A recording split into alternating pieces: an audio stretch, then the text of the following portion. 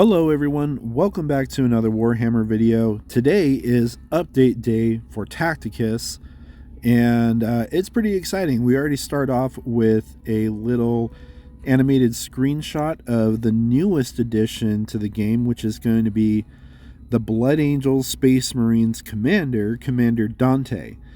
And oh boy, this is going to be so much fun. This guy's going to be cool, I bet. I have no idea what his abilities or anything are going to be like. It looks like he's going to be armed with a power axe and melt-up pistol like his model. This is pretty cool because it kind of confirms some of the rumors we heard recently about this character coming to the game. So I'm pretty excited to get into this. Let's start getting into the notes here. First off, there's some new API beta going on. I'm not too familiar with what an API is and what it does. It's some kind of information key that shares your game data with other companies. I'm not entirely sure what this is about, but I tried reading up on it, and I'm sure we'll figure out more on this as we go on. But to get into the game and the characters here, so first off, Blood Angels Commander Dante will be unlockable in the new Angels of Death event starting on March 23rd. So get your energy ready, get your tokens ready, everything you need.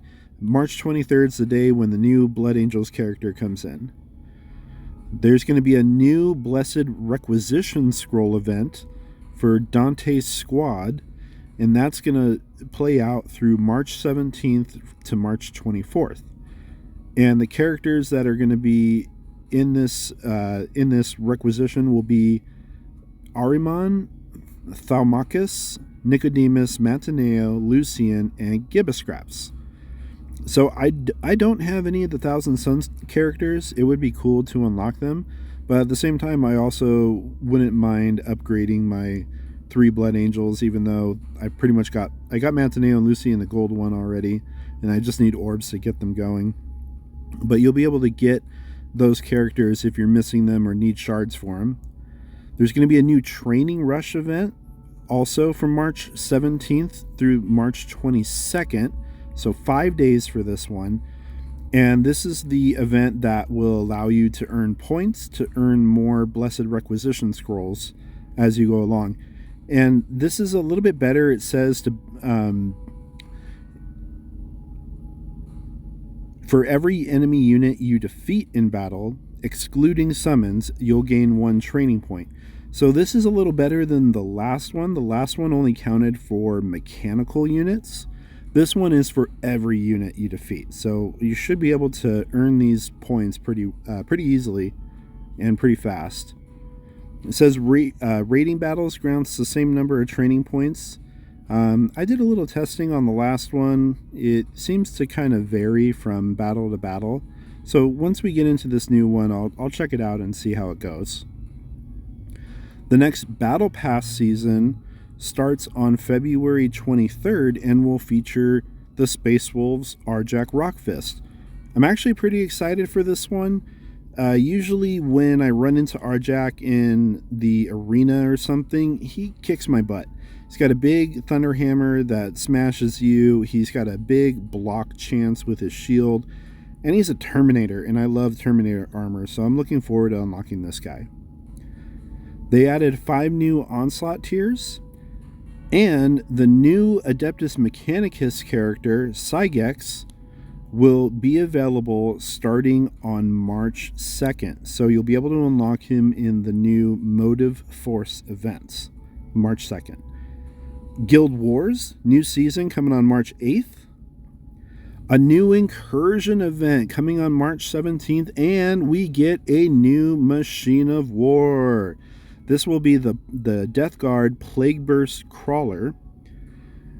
And then there's some changes to go along with the new event. You can now fight different tiers of Incursion in any order you want. You don't need to start from tier 1 and go in order. So what I think that means is you'll be able to just, I want to play the tier 10 rare instead of the tier 8 rare. You don't have to grind through the different tiers. You can just jump in wherever you want. To compensate for this, the battle token regeneration has been increased from 15 to 20 hours reducing the amount of tokens from 9 to 7.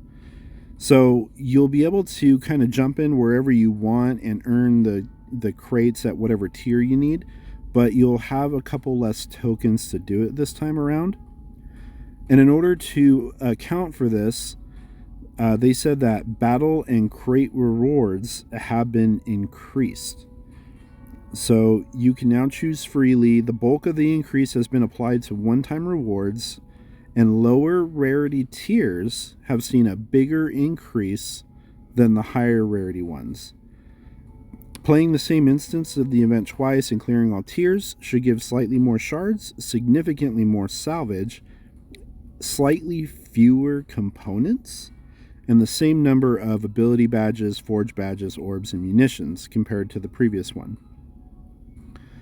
So there is a new kind of system for the Machines of War, and in this time around, it's only going to apply to the new Plague Burst Crawler. So the new feature is a branching path that allows you to choose different choices as you move forward. There are battles, but you can also pick up enhancements which help you progress. There's also the occasional challenge battle with a higher difficulty. So that's pretty interesting. I'm really curious to see what that ends up being. I don't know what the enhancements are going to be. That'll be cool to check out. There's also going to be challenge battles, kind of like what we saw in the campaign event. There was a couple challenge missions as we went through. So very interested to see that. Hoping I should be able to unlock the new Machine of War. They're only 40 shards. You can pretty much unlock them just by doing the common tiers and then rating them after you complete them. So looking forward to this and seeing what new changes they have. And also, common and uncommon battles now are only going to have 12 battles. The rest are still going to have the 15, but common and uncommon are only going to have 12. And this, I hope this is a good change. This should allow you as a newer player or an intermediate player that doesn't have a lot of high-level characters yet, you should be able to clear the Machine of War levels a little easier, because that's 3 less battles that you have to manage your health with. It says our intention is to introduce the new branching structure to all incursions over time. Looking forward to your feedback. You got it. Feedback will be incoming as soon as I unlock the next guy. All right, the Adeptus Mechanicus campaign event will return on February 27th. So I'm pretty happy with some of the changes here that they're talking about. So several battles have been rebalanced to decrease their difficulty and make it easier to achieve a lightning victory. We have greatly increased the odds of the random rewards given by extremist battles, bringing them roughly on par with those of elite campaigns. This is awesome. This is a great change, a great update. If you caught my video about ways to improve the campaign event, one of my key points was making the campaign a little bit easier so that newer players who don't have all these Death Guard and World Eater units would have a little bit easier time of grinding through it and maybe even getting a chance to take a shot at Belisarius' Call. So I'm very happy to see that there's some rebalances and a decrease in difficulty for that. On top of that, if you're a more experienced player and you have higher level characters and you were kind of not feeling great about the rewards on the Extremist campaign, well, they've increased the rewards and the odds of it to bring it in line with the standard elite campaigns that we already have. So fantastic updates to the campaign event. I can't wait to try it again now that I have all the characters unlocked, because I just unlocked all the characters right after the campaign event finished. So now hopefully I'll be able to get through it a little better. Tournament Arena. The duration has been increased from 72 hours to 80 hours. During the last 8 hours, you will not generate any new battle tokens, so you'll still have the same number of tokens. It just gives you a little more time to play the event if you want. Resurrected units no longer gain additional victory points for being defeated again. I haven't played Tournament Arena too much, so I wasn't sure. I wasn't aware of that bug, but it looks like they fixed that, so that's awesome. Upcoming events. So on February 26th for the Tournament Arena, you'll have the power-ups rule set. So that's the one where you have the different icons on the map that you move your characters up and grab and give some power-ups. You'll be able to deploy your machines of war. And then on March 11th, you'll get the faction war tournament arena. And this time, the Gene Stealer cults will be available as a playable faction, and the Death Leaper will take the place of their 5th characters. That means all current factions will be playable in the event. That's fantastic. Everybody can play now. Everybody who's got their favorite lineup can play now. I'm having a ton of fun with the Gene Stealer cults lineup now that Isaac is in the game, if you caught my video yesterday. So looking forward to maybe finally giving Tournament Arena a little bit more of a try. Upcoming quest events. On March 5th is Isaac Starn's quest event. So if you weren't able to unlock him during the initial release event, you'll have another chance coming up on March 5th to either unlock him or gain more shards for him to level him up. You'll be able to use your Tyranids or the Ultramarines as allies. Traitorous Ultramarines. I'm just kidding. That's so that new players can participate in the event, which I'm really happy with this change. It's maybe not lore friendly, but we can just pretend. Black Templars, the Thoriad, the Chapter Ancient, his quest event will be happening on March 26th. I'm actually looking forward to this one because I only have Sword Brother Godswill unlocked, and I do want to start unlocking my Black Templar soon, so this will hopefully give me a little bit of a leg up to unlocking the Chapter Ancient. Some improvements to the game. They added tappable keywords in the descriptions and effects for heal and repair, and adjusted the descriptions for those. So that's great. So when you open up a description, you can tap on keywords and get a description of the description. That's fantastic.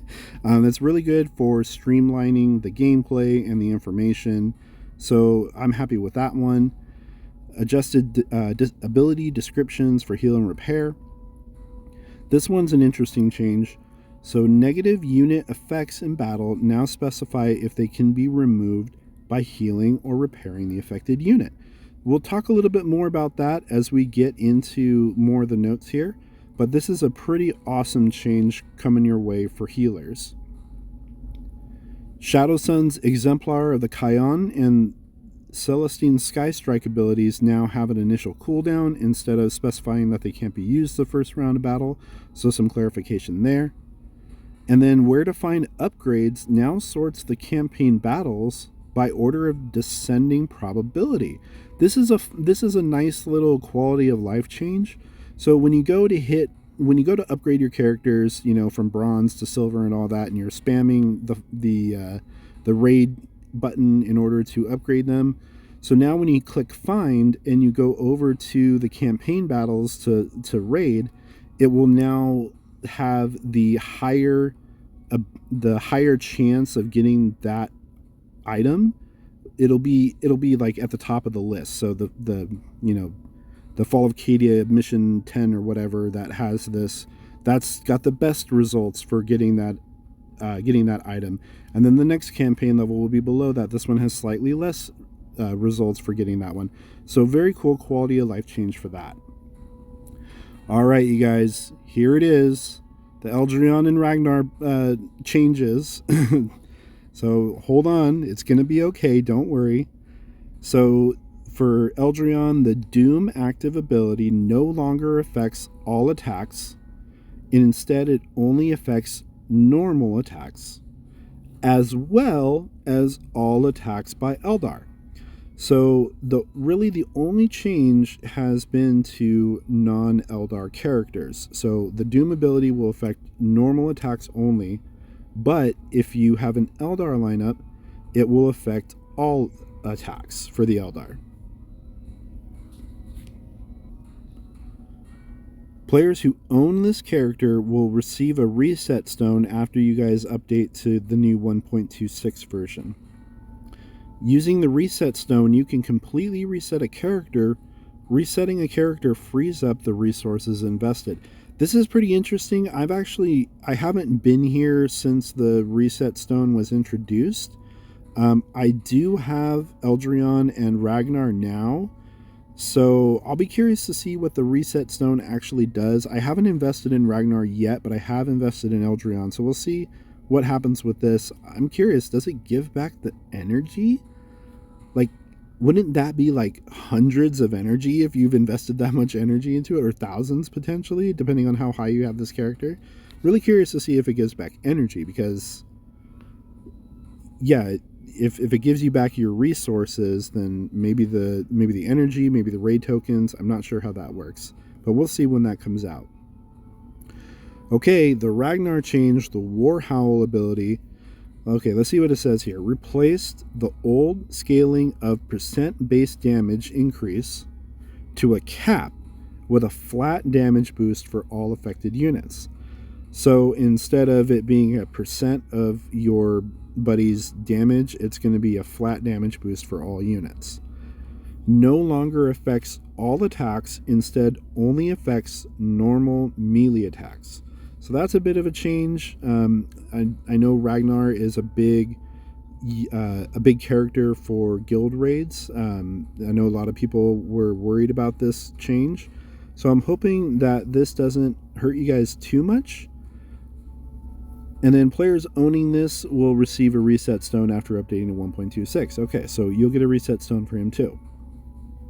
Changes to Vitruvius. The Rad Bombardment active ability now adds suppression to all units hit.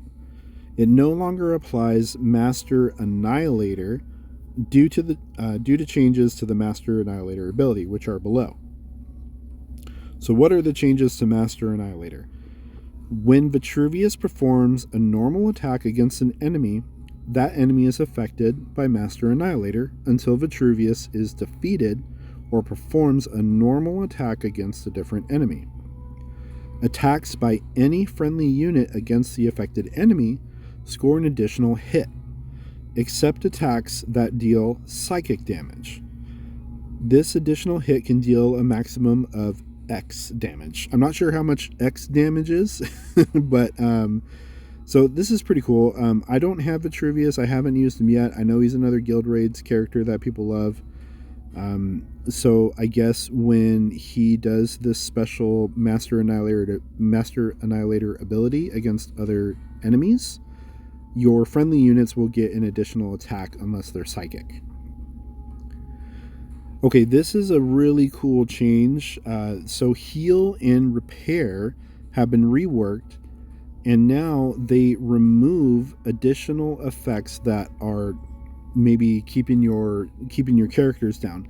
So effects like taunted, suppressed, stunned, marker light, brazier of holy fire, supercharged, master annihilator, exemplar of hate, the narrow parasite, and the mind control ability all can now be removed with the heal ability. So it goes on to give you a little bit more of a breakdown of this. The passive abilities from Isabella, Nicodemus, and Toth are no longer classified as healing and instead regenerate health for affected units. As a result, they do not remove negative effects, but they still restore the same amount of health previously. So this means when you move Nicodemus up and you heal everybody just by his passive ability, it does not remove their negative status effects. You have to directly heal one character at a time who has the status effect to remove that. So this is a pretty cool change.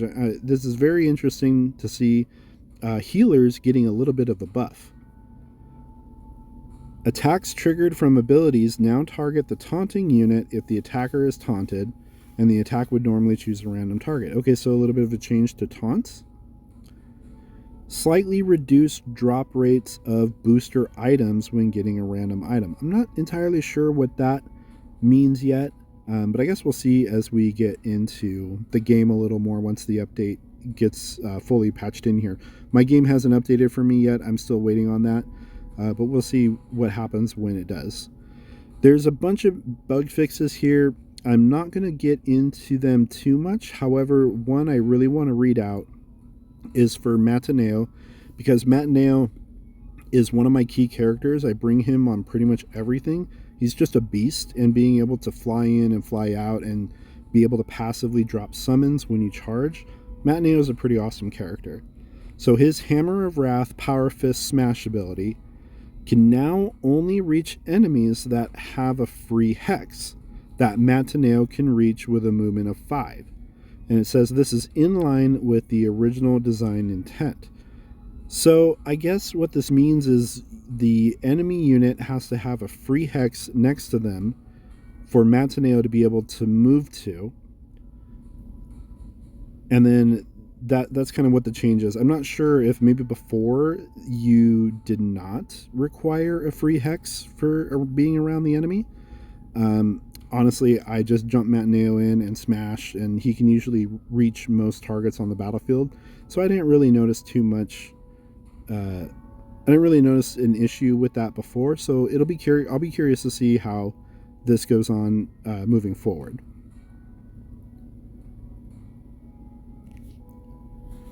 Bosses in campaign events that are also characters can no longer use their active ability multiple times per battle. So that's interesting. I didn't know that was going on. Maybe there was something. I didn't quite notice it when I was battling through the bosses, but that's an interesting change.